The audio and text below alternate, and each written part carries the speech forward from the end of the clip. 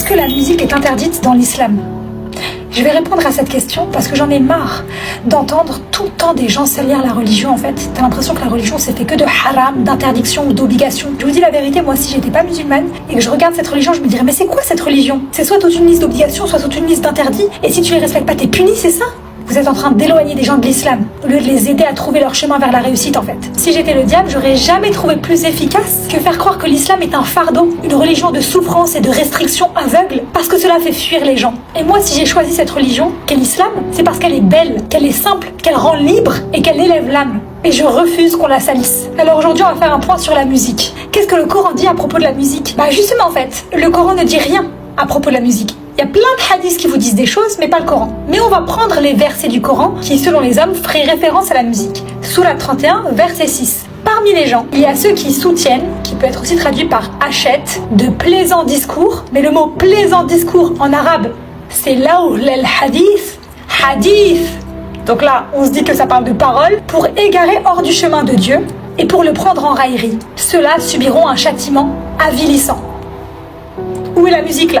On parle clairement de discours, même de hadith, Et vous avez fait des hadiths pour pouvoir dire qu'il s'agissait de la musique ici. C'est incroyable. Il y a plein de hadiths qui viennent expliquer que la musique est interdite. C'est incroyable.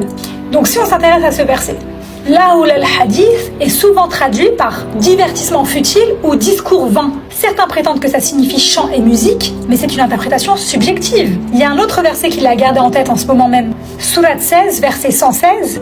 Et ne dites pas avec vos langues, ceci est licite et ceci est illicite, en fabriquant des mensonges contre Allah.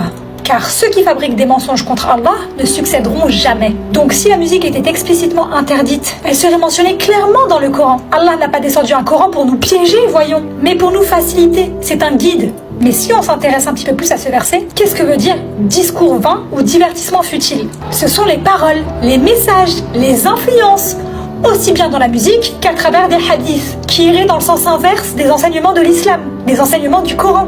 Parce qu'attention à se faire influencer et à dévier du droit chemin. Déjà, quand vous écoutez du rap, juste du rap avec des insultes, vous voyez bien que quand tu écoutes du rap et quelqu'un te bouscule dans la rue, t'as envie de te battre. Alors que quand t'écoutes une musique douce, apaisante, et quelqu'un te bouscule dans la rue, t'es moins à même à te battre. T'es plus à même à pardonner. Non, c'est pas grave, tranquille. Tu vois bien déjà ça, cette influence. Ensuite, si on s'intéresse juste au discours, c'est pas que le rap qui serait peu recommandé parce qu'il dirait des gros mots. Il y a aussi des musiques où t'auras une nana qui va chanter « Il m'a quitté, j'ai envie de mourir ». Est-ce que ça élève ton âme? Est-ce que ça te redresse? Ou est-ce que ça te plonge encore plus dans la souffrance? Une musique agressive qui te chauffe à la colère et puis tu te retrouves à vouloir réagir violemment. Ce que tu écoutes influence qui tu es. Donc la musique en soi n'est pas interdite, mais le message qu'elle véhicule n'est pas toujours recommandé. On va rester sur l'exemple des musiques tristes. Admettons que t'es déjà triste parce qu'il y a un mec que tu kiffes de fou et finalement il s'intéresse même pas à toi. Et t'es là, t'écoutes une musique où la nana elle pleure parce que justement il y a un mec qui s'intéresse pas à elle et elle dit qu'elle va mourir, qu'elle a envie de se donner la mort parce qu'il s'intéresse pas à elle. Ou deuxième exemple, ton travail, voilà, tu perds ton travail. Et t'entends une musique où la nana elle dit ouais j'ai perdu mon travail, qu'est-ce que je vais faire maintenant? Donc t'écoutes cette musique, tu te plonges encore plus dans la tristesse. Alors que si ça se trouve, Allah il t'a éloigné de ce travail et de cette personne parce que justement, il a justement un cadeau bien meilleur pour toi. Et toi, au lieu justement de chercher refuge auprès d'Allah et de croire en Dieu et d'avoir confiance en lui et d'avoir le sourire, tu vas te plonger encore plus dans la tristesse avec ces musiques. Donc c'est le discours qui est véhiculé à travers ces musiques qui peut t'influencer inconsciemment à te plonger encore plus dans la tristesse au lieu d'essayer justement d'élever ton âme, d'être reconnaissante envers Dieu, d'avoir confiance en lui. Tu vois bien que ça n'aide pas ta foi. Au contraire, ça n'élève pas ton âme, ça l'abaisse. Donc c'est pas la musique qui est haram, mais c'est ce qu'elle véhicule. Et puis arrêtez avec haram, pas haram. C'est mieux d'utiliser recommandé, pas recommandé, parce qu'il n'y a rien de bon ou de mauvais qui ne soit pas bon ou mauvais pour nous-mêmes avant tout. Mais soyons clairs. Si on écoutait de la musique qui véhiculait des bons messages, qui glorifierait Dieu, qui parlerait de la vie, de paix, de sens, je vois pas le mal. Au contraire, je vois du bien puisque la musique influence. Si les artistes musulmans commençaient à véhiculer de bons messages à travers leur musique, Dieu, amour, âme, élévation, ça serait un changement. Parce que la musique a un pouvoir, elle influence. Utilisez bien, elle élève. Utilisez mal, elle abaisse. C'est un outil et comme tout outil, bien ou mal, selon l'usage. Et puis aussi, dernier point science, il y a des fréquences vibratoires qui sont bonnes pour le corps et d'autres qui sont mauvaises pour le corps. Par exemple, quand tu écoutes de la musique hard rock, Rien que si tu mets de la musique hard rock sur une cellule d'eau, tu vas voir que la cellule d'eau, elle va s'éparpiller dans tous les sens. En fait, c'est pas bon. C'est pas bon pour notre corps. Donc il y a aussi des fréquences qui sont à éviter. Des fréquences en musique qui sont à écouter, d'autres qui ne sont pas à écouter. Parce que la musique peut guérir même le corps. Le son peut guérir le corps, comme il peut aussi lui être nuisible. Donc ça aussi, c'est à prendre en considération. Mais quand on entend la musique haram, c'est haram, ça crée une culpabilité, un rejet et souvent un basculement. T'en as plein qui vont commencer à se dire, bon je suis un mauvais musulman parce que j'écoute de la musique de toute façon, donc autant tout abandonner. Et ça n'a aucun sens. Alors voilà ce que je veux que tu retiennes. Interroge ce que tu écoutes.